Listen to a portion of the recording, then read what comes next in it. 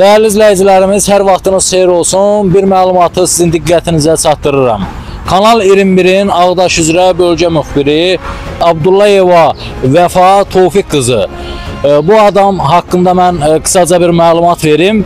Bu adam hazırda Kanal 21'də çalışmır. Yəni bu adamın əmək müqaviləsinə xitam verilib.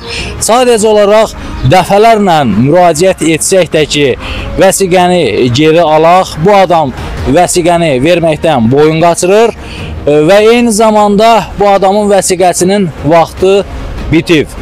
Kanalında öz səhifəsində Kanal 21 yazılıb. Biz dəfələrlə məlumat vermişik ki, o sözü oradan yığışdırsın. Ancaq bizim müraciətlərimizi əsassız sayır bu adam. Mən bu haqda aidiyyəti qurumlara müraciət etmişəm, hüquq mühafizə orqanlarına artıq müraciət etmişəm.